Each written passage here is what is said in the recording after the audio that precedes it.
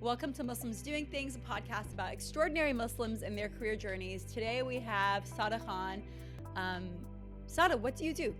Hey, Assalamu alaikum. Hi, my name is Sarah, and I am a travel journalist. I've reported from 6 different continents, soon to be 7, for various newspapers and magazines around the world, like the New York Times, Condé Nast Traveler, Wall Street Journal, and most recently, I was editor-in-chief of Condé Nast Traveler's Middle East edition in Dubai. What's the 7th continent that you're about to? I'm going to Antarctica next month, so that'll basically Amazing! I'll hit them all after that. So fingers crossed that Oh my happens and goes well, gosh. but I'm really excited. That's amazing. So I'm sure you're aware of this, but you pretty much there are a few dream jobs that everybody thinks they're going to be when they're a kid. Like one is marine biologist. The second is definitely travel journalist. Yeah, So I'm excited to see how glamorous it is, but also how not glamorous it is. Because I'm yeah, sure there's a lot to going to Antarctica aside from seeing cool penguins and stuff. But yeah. let's take it way back. So where were you born? So I was born in Canada, but I moved to Saudi when I was 2. So I actually grew up most of my formative years in Jeddah. And then, so I've lived in 6 countries, 6, I think now. Yeah, 6 countries now. So after Jeddah, I moved to Massachusetts, lived in India for a bit, South Africa and Dubai in my later years in life. So I feel like this is kind of a very obvious job for me. But yeah, I think my love for travel actually was born in Saudi, where my dad worked for the airline, Saudi Airlines, and my mom was a journalist. So this really kind of feels like full circle. Like I have sort of combined everything I grew up with into my career. And so did you go to school in Saudi? Yeah, so I went to the American school, the international school there, and yeah, it was amazing. I was growing up with kids from 50 different countries. It was a really great way to grow up. When did you move to? Was it Canada that was next? And No, it where? was it was Massachusetts next. So I moved there halfway through Massachusetts. 7th grade. Yeah, and then I Okay. hated it, and then I moved to India and lived with my grandparents for 2 years in middle school before moving back to Massachusetts for high school. And were your parents still in Massachusetts at that point? Yeah, so it was So one you of those things independently where made the choice to get up and go. yeah, and it's funny because now that I'm my parents' age back then, I'm kind of like, why did you let me do that? I mean, obviously, I was living with my grandparents in India, so it wasn't like some strange. It wasn't like I'm going to move to Paris and find myself or anything like that. But it still just feels like you should not have been letting me make those decisions for myself at that age. It's so cool because I also have parents who just let us be highly independent. I think I traveled to see my aunt when I was 8 by myself for the first Oh time because I wow. insisted to my mom. I was like, I need to go see my aunt Miriam. My mom was like, you're a kid. And I remember she walked me to the airport and was like, "You're sure you want to do this?" I was like, "Yeah." We bought a ticket from the desk. I'm not to age myself. Yeah. And I was talking to her about this story recently, and she's like, "Yeah, you were insistent at that point. What could I do, right?" Yeah. And, Yeah. and I realized that she was very big on kind of enabling this self belief, which worked out because I do believe in myself. So I guess Yeah. she got what she wanted at the end of the day. But Yeah. so you're in India, you come back to Massachusetts because I'm assuming high school. Everybody knows it's easiest to get into an American college from an American high school. Exactly, and Is it's that the funny logic because effectively? that was totally logic, and it was also my own logic. So that's what's really funny that I was making these decisions for myself at that age because I really enjoyed my stints in India. Like I grew up going to India every year. It really felt like home for me. But then when I came, I finished 9th grade there, and I was like, all right, well, this is fun, but is this real life? Like, if I want to go to college in America, which I do, shouldn't I go back there? Like whatever. What was I? This is what my parents should have said to me in the first place. That 7th grade sucks for everyone. Like, why are you getting so dramatic? So eventually, basically, I matured by 10th grade, and I was like, all right, I need to go back there, finish high school there, and then go to college, which is exactly what I ended up doing. So you went to high school in Massachusetts. Which part of Massachusetts, by the way? I'm So, curious. well, I went to 2 different high schools in Massachusetts. First in Norwood, which is a suburb south of Boston, and then in my senior year, we moved to Sharon, which is also in that same general Right, area. right, right. No, I've spent a lot of time in Cambridge, so I'm Oh, super cool. aware. I Oh, love yeah, yeah, Massachusetts. amazing. Yes, my home away from home. But this, so you're in high school and then you go to college. What was your thought process then? Were you like, okay, I'm going to be a journalist? Tell me about the college journey. Yeah, well, actually, I knew I wanted to be a journalist when I was 8. So again, it was kind of I mean, watching this my this mother. adds up with your story. There's a lot of self assuredness at a very young age. But anyways, I'd love to hear about Exactly. that. Yeah. So, well, I mean, I was lucky. I had a role model in my mom, right? Like when you're 8, you want to be a princess, you want to be a firefighter, you have all these things. But I knew my Marine mom. biologist and travel ex- journalist. Yeah. Exactly. But my mom was a lifestyle journalist in Saudi. So she was writing for all like the big Saudi newspapers and magazines and in-flight magazines and all this stuff. And so I knew I like writing stories. And I think if I didn't have her as a role model, I might have been like, I want to be a storyteller or write books or something. But because I saw what she was doing, I was like, I want to be a journalist. And so I always knew that was kind of what was going to happen in my life. And then when I got to college, I went to Boston College and I studied English and communications. And then after that, I was like, okay, let me get a master's in journalism. So I went to Syracuse. And so it was just literally since I was 8. There's people who meet me now who knew me in Saudi when I was 8. They're like, oh, I remember when you used to say that. And you actually went ahead and did it. That's pretty cool. That's awesome, and I like the self-assuredness, definitely a theme. So you in college, you know you're gonna study journalism, you go to Boston College. At that point, like, the nice thing, which I don't think folks realize when they're very young, is if you know what you're gonna do, which is not a requirement, but if you know what you're gonna do at a young age, you can actually get started just doing it. Yeah. So were Yeah. you able to take advantage of that Boston College, and what were the steps you took with the kind of clarity on your career? So it's interesting. I feel like I knew I wanted to do that, and I did. Like I majored in English and comms, and I wrote a bit for the school newspaper. But I actually didn't get super micro into it. Like I was, taking all kinds of different classes. I was open to different things, even though not career wise. I knew I was going to do this, but I didn't really. I feel like there were other options. I could have gone to BU and studied journalism at the journalism school, which was an option. But I kind of wanted a broader education undergrad, and then sort of get really more micro and focus on it more in grad school and then later. So that was kind of how I did it. So I had a broad liberal arts undergrad education. And then when I got to Syracuse, I did a master's in it was a magazine newspaper online journalism. And this is dating myself too. Like this is 2004. I graduated where they said online, but they didn't really have very many digital classes because the internet was still kind of like becoming a thing at that point. And so that's where I think growing up, I knew I want to be a journalist. I think you're used to things like foreign correspondent and news and things like that. And I should write for Time Magazine someday or write for like Boston Globe because that's where I was living. But I think when I was in grad school, I took a few magazine editing classes, and that's when I fell in love with lifestyle journalism. And that's when I was like, okay, this is what I enjoy. Just like whether it's women's magazine or just lifestyle and design or travel, obviously. But I think I kind of that's when I was like, no, I want to do this. I don't really see myself as a breaking news reporter out in the field, on Capitol Hill doing things like that. I'd rather be kind of focused in the lifestyle space. Did you go immediately to grad school from undergrad? Yeah, and I think that was partly because I'm Indian, and I was like, I need a master's degree in something, and I know I want to be a journalist, so I'm gonna get a master's in journalism. And I kind of was like, it was almost a checkbox thing. I think now I wouldn't necessarily recommend to young aspiring journalists that they have to do that or they should do that. I think there's just journalism is something you should really just be learning out in the field, right? And whether it's through internships or whether it's through your first few jobs, and so I think back then it's something that I needed, especially because I hadn't focused on it in undergrad and I didn't really have internships and stuff like that. I was, like I said, doing a much more broad undergraduate education. So for me, it made sense to sort of learn things and kind of fine tune. But I think, 20 years later, I'd be like, just get out there and just do it. You know what's interesting about your story, and you said you grew up in Riyadh, you spent some time in India. Um, Often I've had a few people who work in journalism of some various form on this podcast, right? And they cover different things. And a lot of them tend to be American born or kind of spent more time here as kids.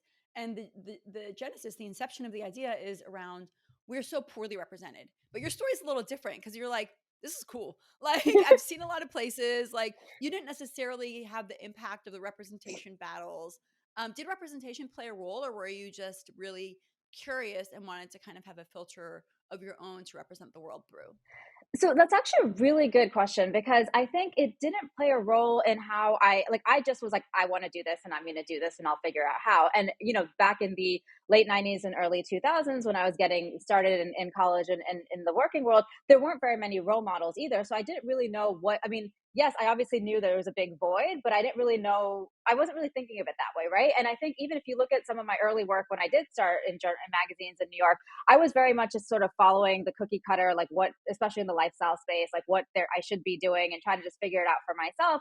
But I think as I got more and more successful, more and more established, and more comfortable in my own skin, I realized I have a really unique voice and a unique perspective that isn't seen out there. And I really should embrace. And it wasn't that I wasn't embracing. I've always been very proud and very vocal, but I think it's sort of like let my writing and the choices of storytelling that I can do, let it actually reflect this and create or help grow this niche, because by that point there's a lot more different Muslim journalists throughout, whether it's news or lifestyle. It was kind of starting to become more popular. I was like in the travel space, I feel like have a really strong voice that I can share.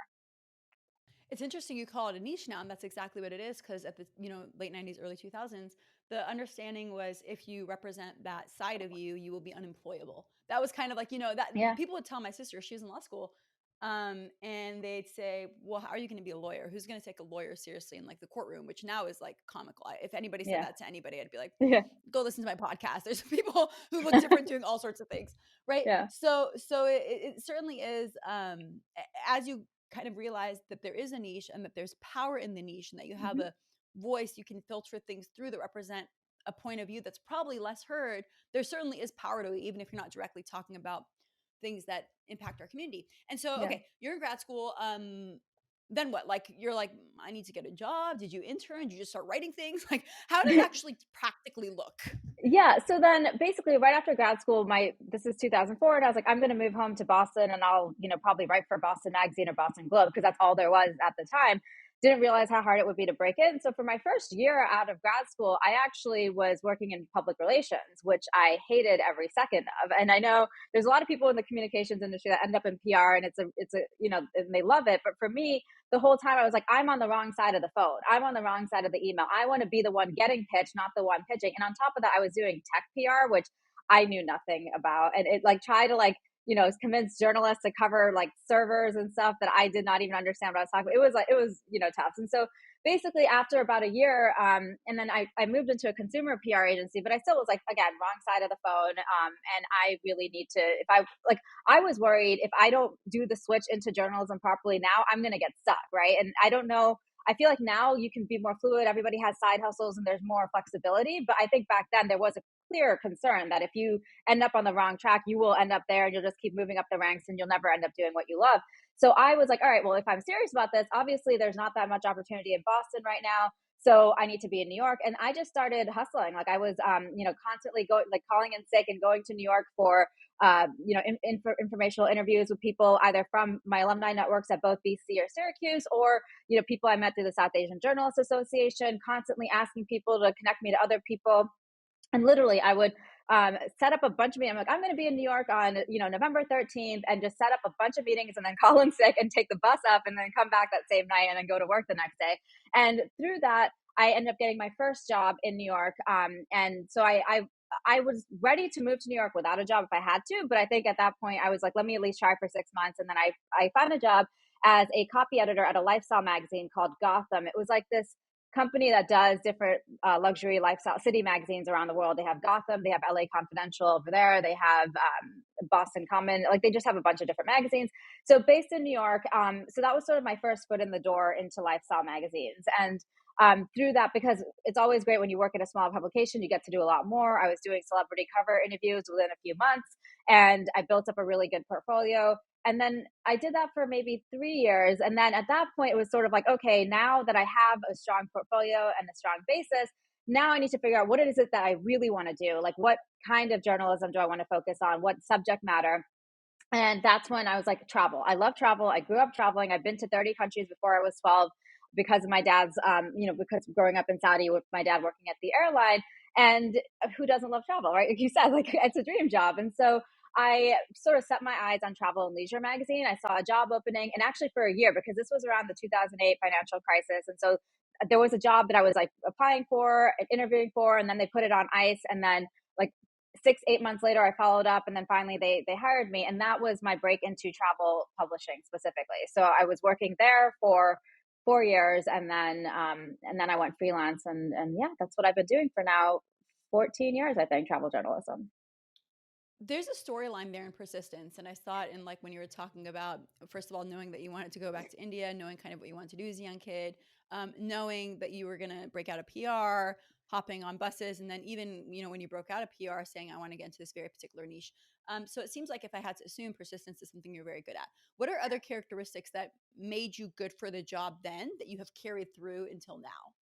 I think when you're going to go freelance, you need to have a thick skin. And I don't think I realized what a thick skin I had until I was in it. Because with freelancing, you will, without, despite having some of the best, credentials and some of the best bylines, it's constantly a hustle, and you're constantly, putting yourself out there to new people, constantly pitching ideas, and often not even getting, like, forget rejection, not even hearing back. And these are from people you've worked with before, right? So I think just sort of it's that persistence where you just know that you cannot take things personally. You just constantly have to put yourself out there, and for every 100 pitches you put, you might get two assigned, and that's just the way it is. And I think a lot of people, especially now, just get sort of scared off by that because that just feels like, oh my God, I'm doing it all wrong. I'm in the wrong thing. And I think for me, yeah, the persistence, I just sort of had from a very young age knew that I want to do this and I'm good at this and this is what I'm going to do.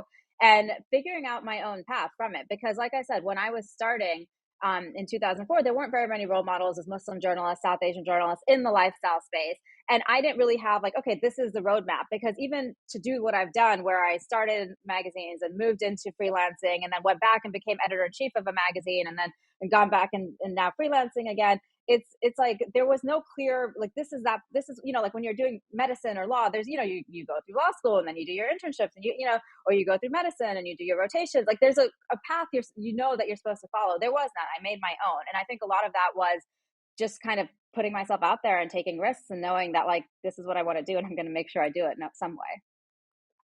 The last two people I've recorded before you. I recorded Lorraine Ali yesterday, and I recorded Rami the week before. And all Mhm. three of you are in creative industries.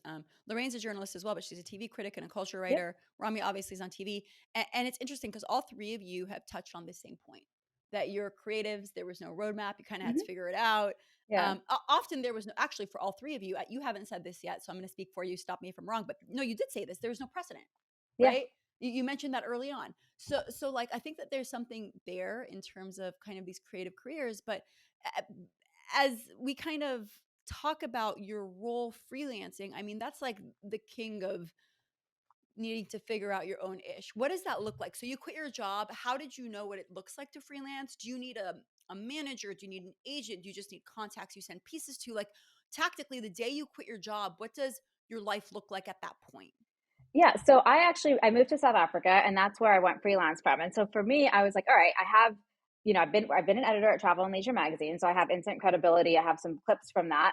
And I'm now living in a really cool travel destination that it's expensive to send writers to. So why don't I just sort of make this my niche for now? And so I just started cold pitching. And if you look at a lot of my earliest bylines, it wasn't because I was an editor at Travel and Leisure. Like I literally within a few months of being in South Africa, I cold pitched the New York Times travel section, my first story idea from there, got it commissioned, and everything was just literally just figuring out people's email addresses and sending them ideas. And so I think I realized, and again, there was no roadmap, but I realized, okay, what do I know really well that is unique? And then let me use that as my foot in the door and then I'll move to other things from there. So with the New York Times, I pitched them this, Johannesburg restaurant that was really cool. They commissioned it. And then I pitched them a few other South Africa things. And then within a year, I was, covering Namibia and Estonia and Brazil and everything for them. So I think that was kind of what I did that was really smart was, taking event, like putting my resume out there. Like I worked at Travel and Leisure, instant like recognition.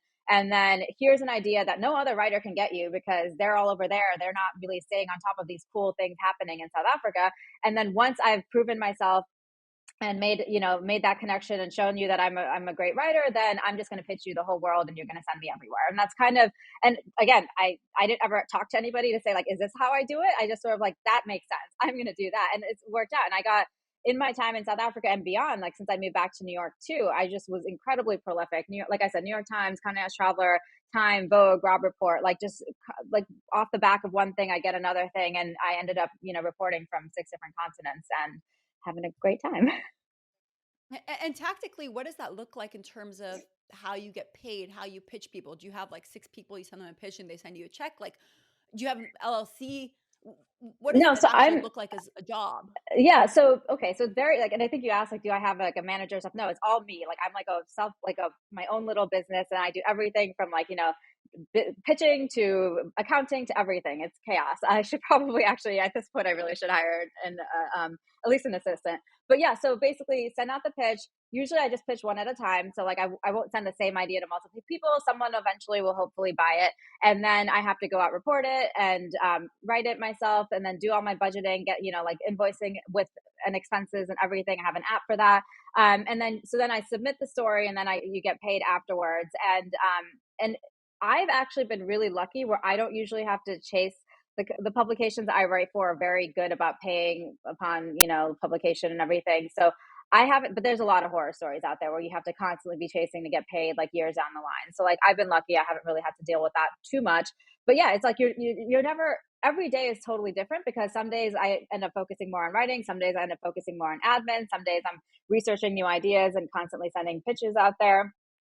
It looks a little different now in my freelance 2.0 period since I moved back to Dubai because I'm lucky I'm actually getting a lot of assignments coming my way, which even happened before when I was freelancing before. But now it's like I'm being more selective. I'm not really pitching at all, and I'm just taking assignments that are sort of coming to me and doing a few other projects that interest me. So, but in the day to day grind of a freelancer, that's usually what it looks like every day. There's like some amount of a little bit of everything, a little bit of new business pitching, a little bit of admin and accounting, and a little bit of actually writing and doing the fun stuff.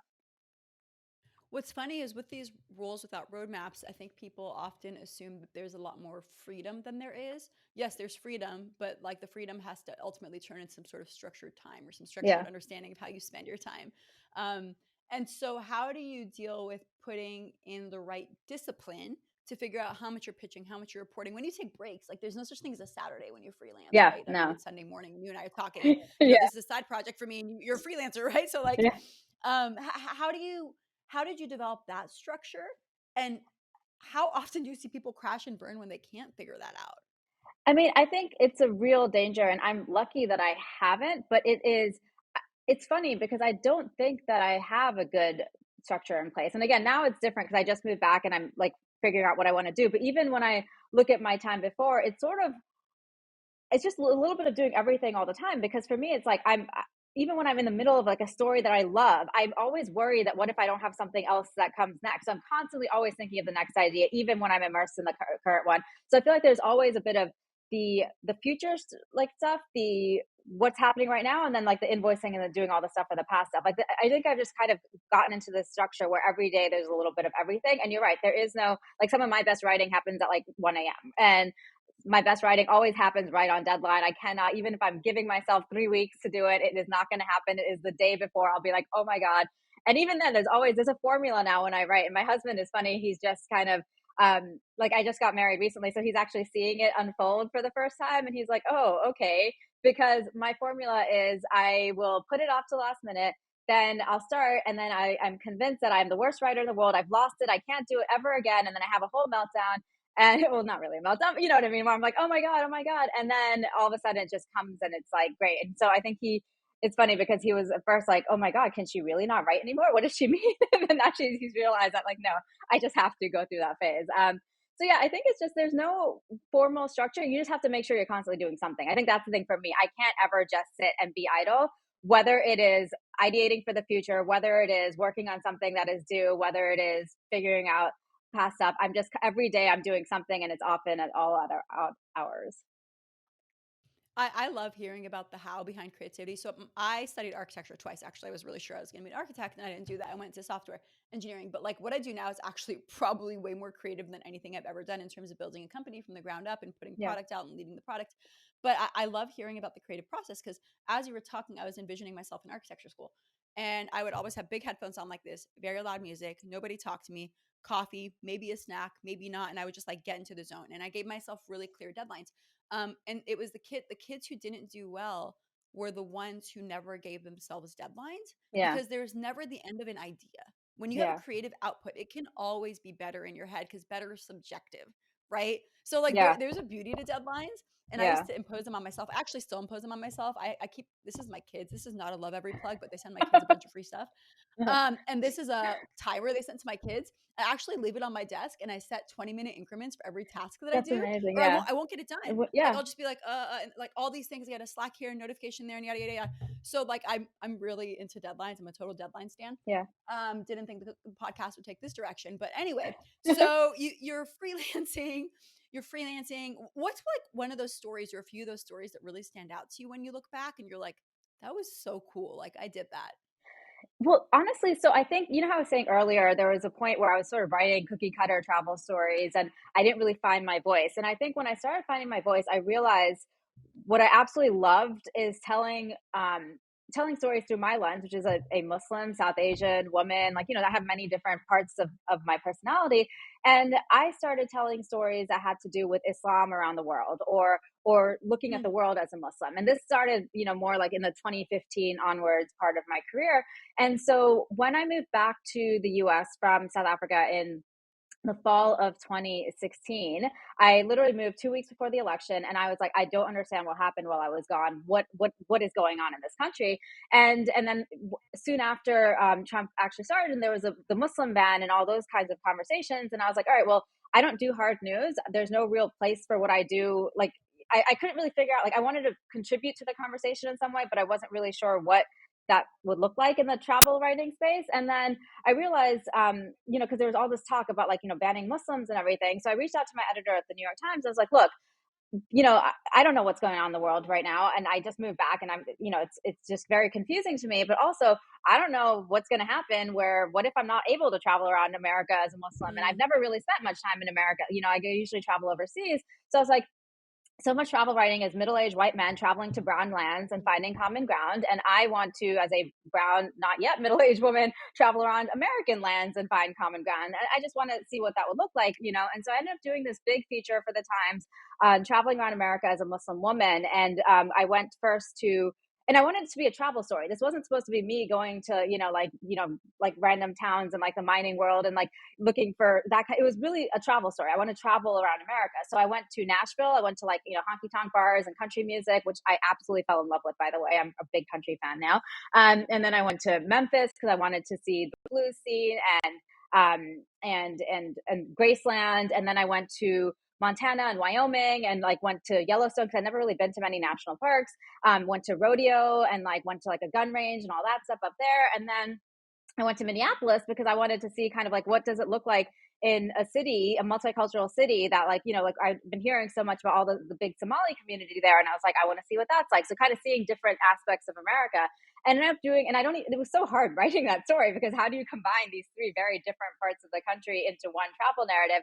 And the narrative was through me, and like, what is it like traveling around America as a Muslim woman? And I think that was like a really big story for me, just personally, professionally, won a lot of awards, but it kind of encompassed like the direction I wanted my writing to take, as a freelancer at that point. And since then, I also pitched that same editor. I was like, well, when there was a lot of, I mean, there still is, but when you're hearing about all these things about the Muslim communities in France and England and how many challenges there are, I was like, well, I want to go to Bosnia because it's an indigenous European Muslim community, and like, see what it's like there, because we keep hearing about Muslims aren't from here, but like there's a whole country that is from there, that's been there for hundreds of years. So I just went to Bosnia and traveled around and did a story on that. And then, and then I did a story on Zanzibar with like the different, Omani influence and things like that. And then, so a lot of these are the kinds of stories I realized I really enjoyed telling, as stories about different Muslim communities around the world or Muslim influences around the world. So when I went to Condé Nast Traveler Middle East as editor in chief, one of the first stories I did, I went to Malta because they have this really interesting Arab legacy because they were colonized in the medieval times, and half of the Maltese language is still Arabic, and there's other really interesting, cultural influences that have lingered a millennium later. And so I think that's what I've really realized that I love doing. And those are the kinds of stories I really love telling. And I feel like my perspective really adds a lot of value there. that sounds fantastic. I'm really excited about this type of work because we've spent so much time. I think we're in an era of nuance where we're effectively saying, okay, like, yes, there was a time in this country when we were seen as like one very monolithic and very scary, frankly, Hmm. community. Yeah. And now it's like, let me show you my view from my point of lens as somebody who's like deeply immersed in this community. But let me tell you about other people who like have the same belief, but just look different ways and do different things. And it's such a basic story when you and I are saying it, but there's so much space to like tell those stories within the larger country. Yeah. Because like it's just honestly when folks don't have points of reference, they fall back on stereotypes, and that's really Yeah. dangerous because the stereotypes now are not in our favor as stereotypes Yeah. tend to be. So it's like cool work, and it's cool because like the impact is intangible and it's hard to measure. Yeah. um but it seems like you have more you're not only kind of interested in the American point of view, you're very interested in the global point of view because Yeah. at some point you moved to Dubai to become an editor in chief. So I have like a ton of questions around that, but I think I can just make it one question, you can kind of answer the whole thing. A, how did that happen? B, Why? Like, why did you decide to make that transition? C, how did the job look different? I'd imagine at that point you're not producing, you were overseeing and you're maintaining a Yeah. brand. So just talk me through that situation.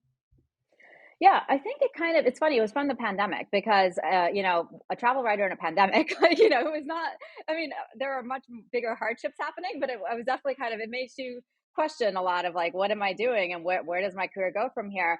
And around that time, this job opened up. The previous editor had moved on, and I've worked with Condé Nast Traveler for many years. I know the brand really, really well. And then I also grew up in Saudi and I know the region. And even though I hadn't really loved Dubai so much, I've traveled there many times, but I was like, this role seems really perfect for me, and it seems like a really smart next step for me at this point in my career. I'm ready. I could be an editor in chief. I've been doing this long enough that like I've kind of got the right. That seems like a logical next step if I'm going to not stay freelance forever.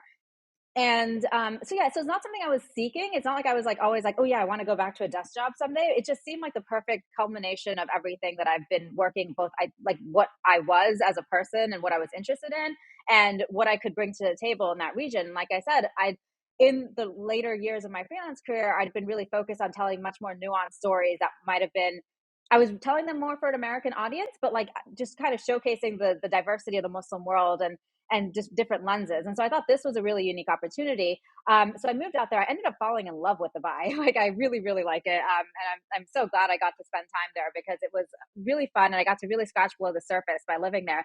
But just from professionally, it was great because I got to, like you said, I was overseeing a brand. So I was involved with a lot of different aspects. I learned a lot too, because as a freelancer for the previous 8 years, I had not, I've been able, it was, freelancing was great and I loved it and I'm back to it now.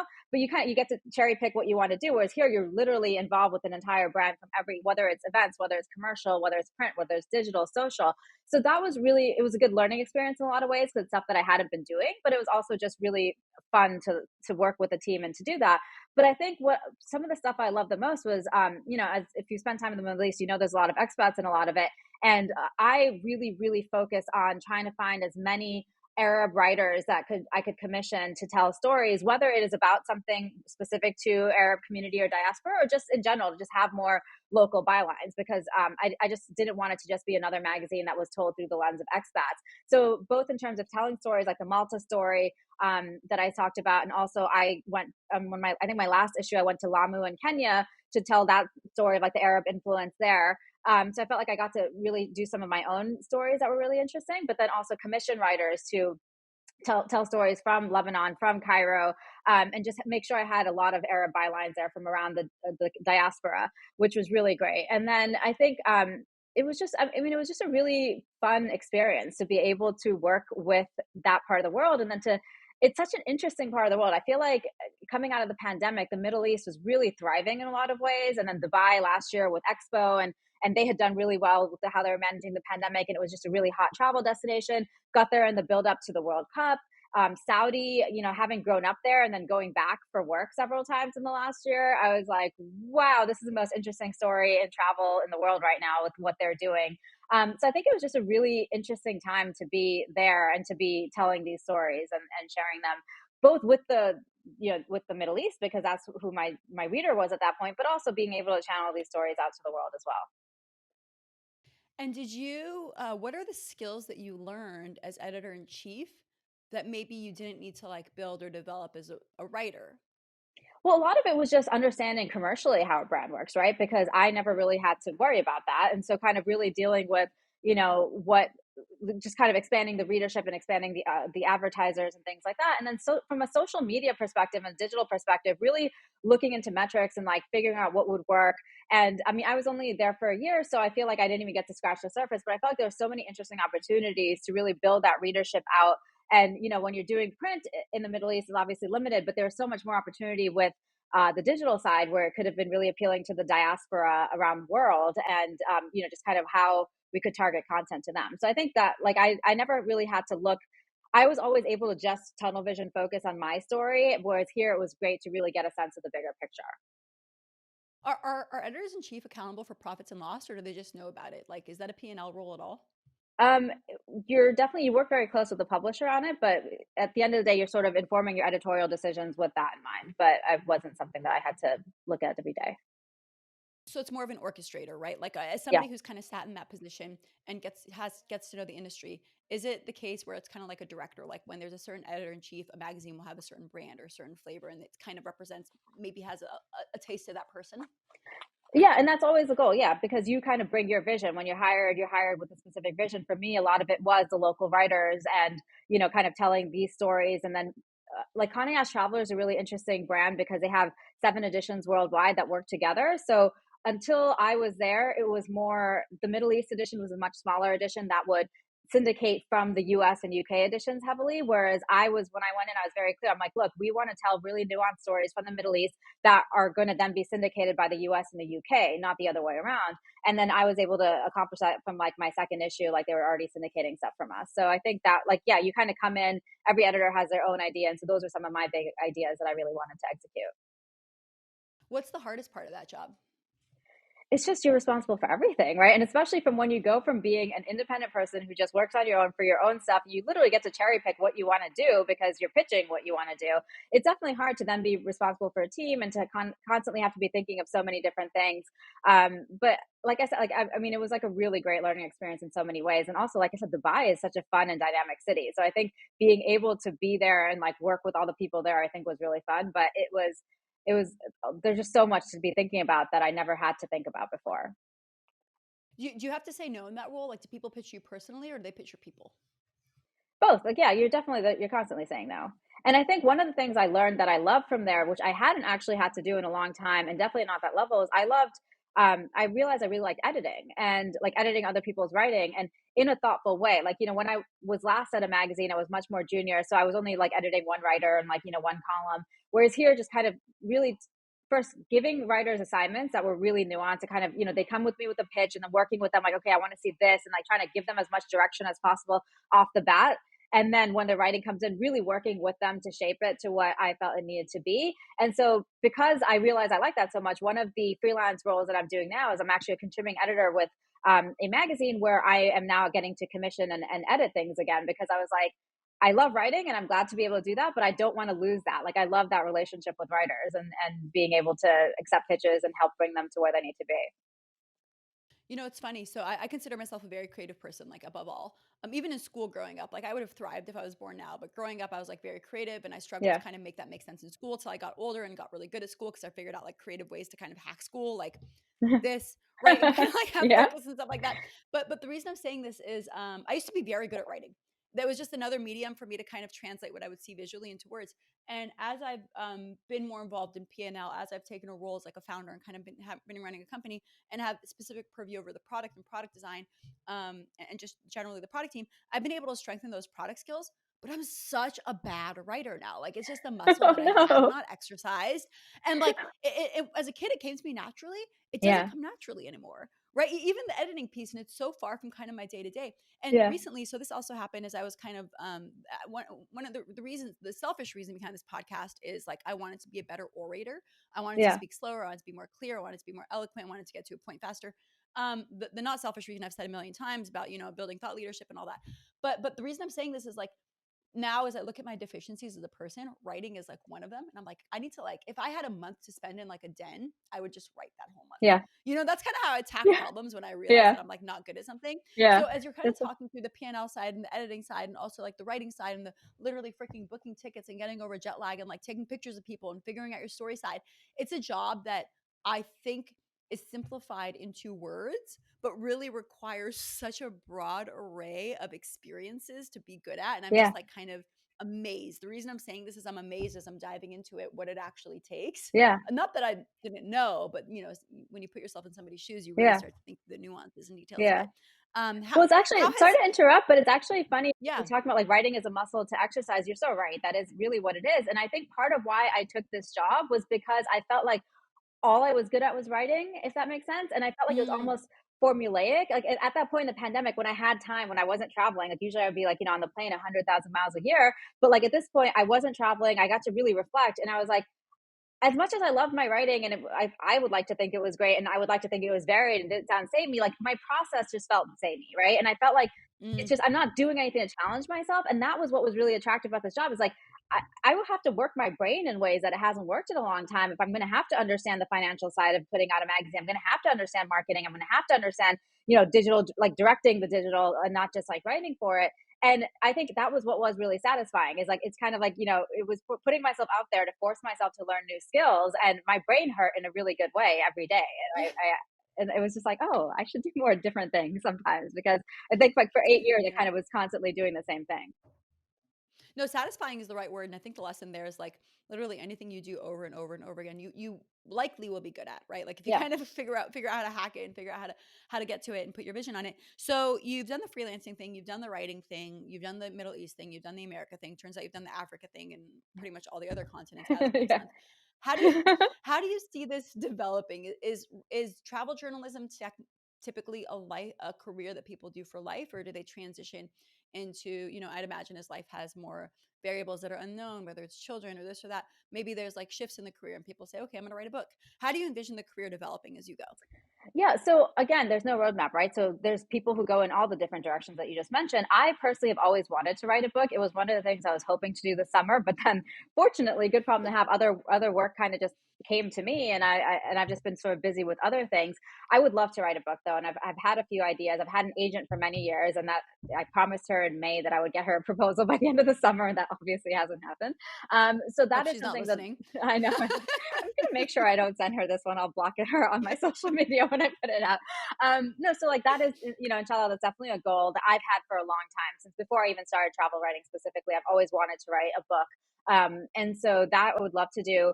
I'd love I want to continue writing, but then, like I said, editing has been really satisfying for me too. So I'd love to kind of keep doing these editing roles and opportunities. Nothing full time, I don't see myself doing, because I feel like a lot of creatives, we just sort of like doing a lot of different things. And that's where I'm at right now. Like I do a bit of consulting with brands, which is really fun. I'd love to maybe get involved with something on camera too. Like I've done a little bit of on camera in the past, which I've enjoyed. And I feel like that's something, again, when we talk about like exercising our brains in new ways, the first time I did a on camera thing where I had to work on my own scripting and go out in the field reporting, my brain hurt in a really good way. And I haven't really done that as much as I'd like to. So I feel like that's something I could do. So yeah, there's a bunch of different things. I feel like that's a cool thing when you're able to be freelance and do something you love. There's always going to be interesting opportunities that come your way that you didn't even realize existed. And then there's always like target things. So for me, I think a book would probably be the next big target thing, but we'll see what else comes up along the way. It's an interesting point you bring up because people come to me typically at the beginning of their career and like, hey, Layla, like, I really want to be a journalist. I really want to be a designer, whatever it is. Yeah. And I'm kind of like giving tips. And I think it's hard to describe what it's like when you get past the hump of Yeah. beginning. And it's that like opportunity becomes ample, but also very varied. So if Yeah. you can just like work your butt off, get your way through that, getting on buses to New York City, asking a Yeah. million people if you're writing about servers, if that's what it takes, right? Yeah. And kind Yeah. of get to the point where your work and the way that you think is effectively respected enough to be paid for. Yeah. Uh, Opportunity shows up, and I think that's like a really important message. And within our community, like within any community, frankly, there are careers that make a lot more sense, right? My dad's a surgeon. He knew what his job would look like in residency. He knew Yeah. what it looked like when he was working. He knew what it looked like in retirement. Whereas, and so that's like a very comfortable path to take. Being a lawyer, different types of engineering, not all maybe have more specific paths as well. But I think that with creative careers, people tend to be a bit more afraid of them. And then when you're in it, there's this moment Sada's in, this moment that I very much, it resonates with me. I understand it and I see it where like opportunity becomes ample because you've just stuck it through. And even though there's Yeah. no roadmap, you can pretty much pick what you want to do Yeah. next. Yeah. No, definitely. And I think especially because there's careers and ways to make tons of money that exist now that didn't exist 5 years ago. Like the things that one could be doing now in 2022 would not have, like, what would at 2004 when I was graduating grad school, if you told me you could like make millions being a TikTok star, like I would have been like, what are these words coming out of your mouth? Right.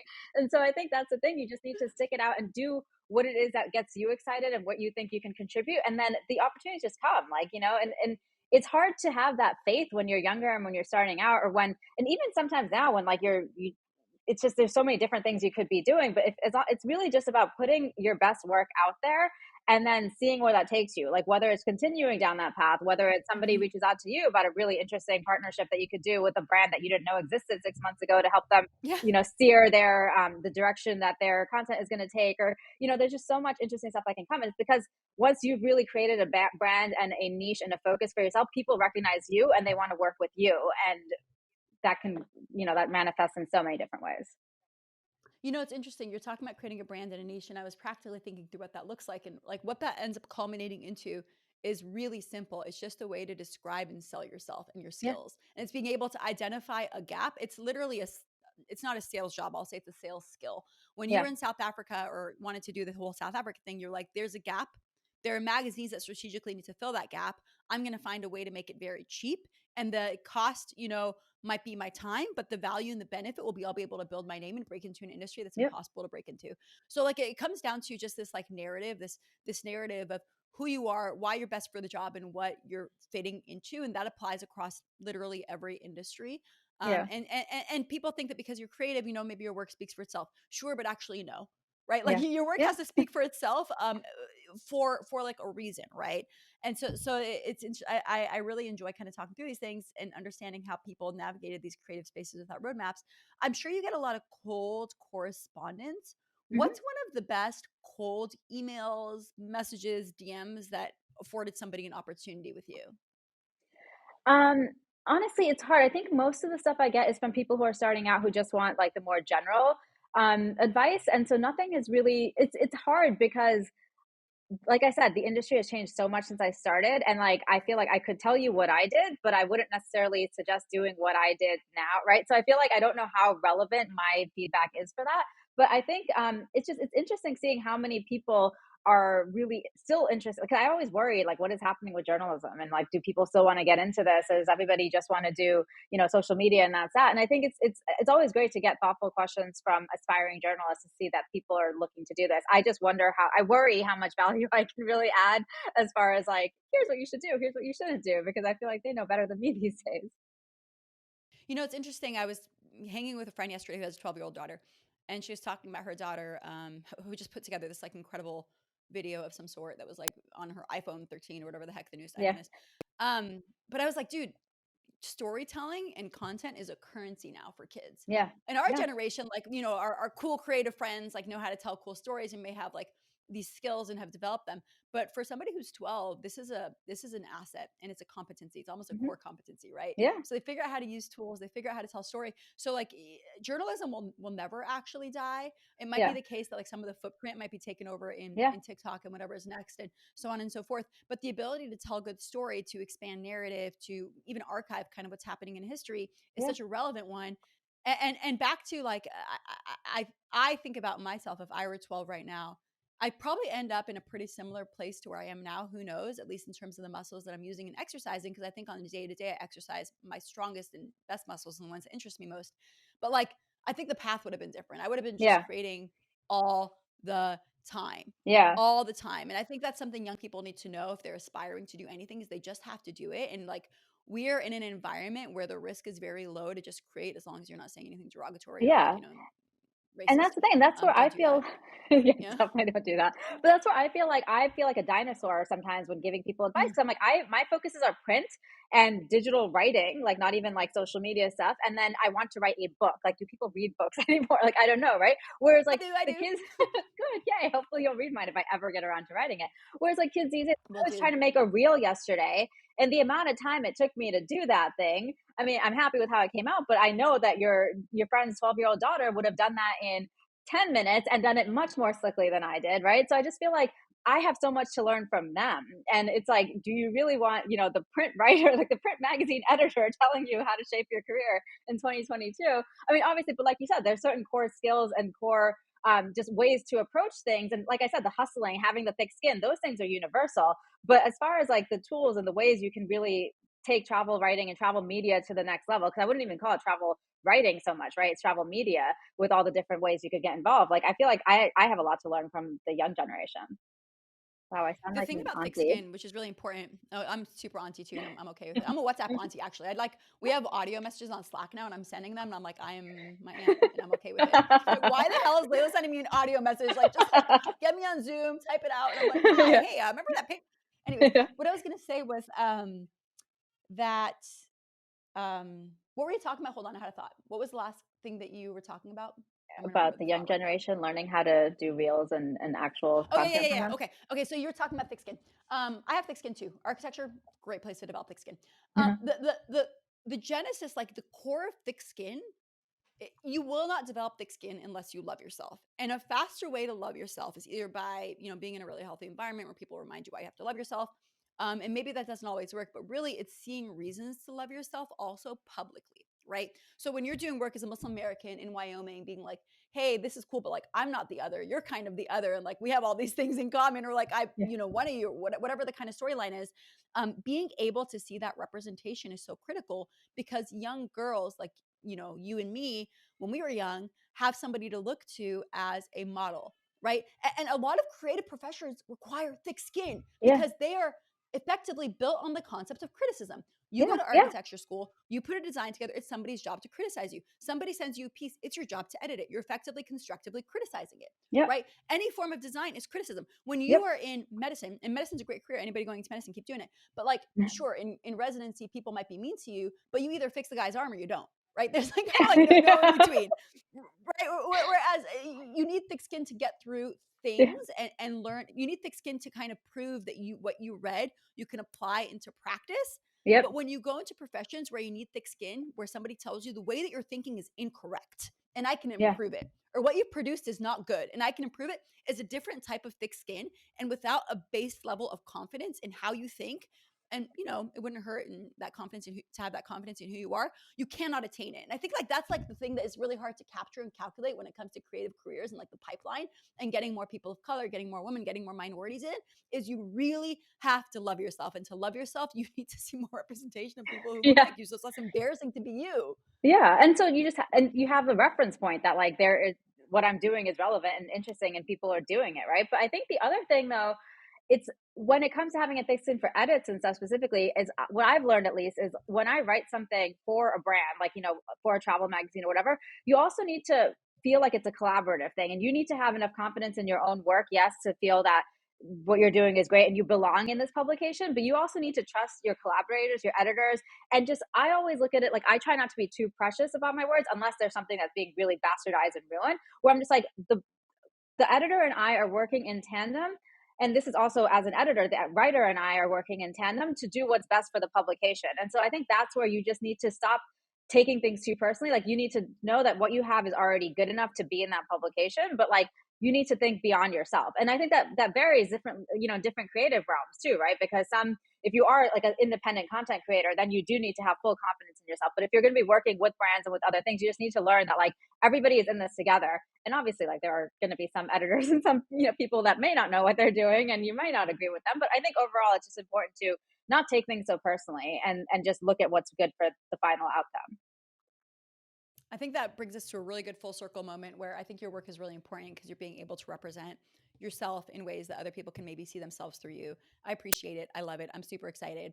Where can people find you, so folks can, figure out what you're doing in Antarctica and keep up with your journey and hopefully buy your Yes. book? Hopefully, yeah, someday. So I'm basically by Sarah Khan on everything. BYSARAHKHAN, my byline. So my Instagram, my Twitter, my website is bysarahkhan.com, but don't judge me because I am in the middle of a redesign that I've been delaying for a while. So hopefully in the next month that'll be live. I mean, it's there, an old version is there. And yeah, so pretty much anywhere social media exists that I am on. I'm not really a TikToker, but I am by Sarah Khan on there as a few, even though I don't actually post anything. So yeah, that's pretty much where you find me. Thank you so much for your time, for your insight. I really enjoyed this conversation and really, really excited to see what's next for you, Sada.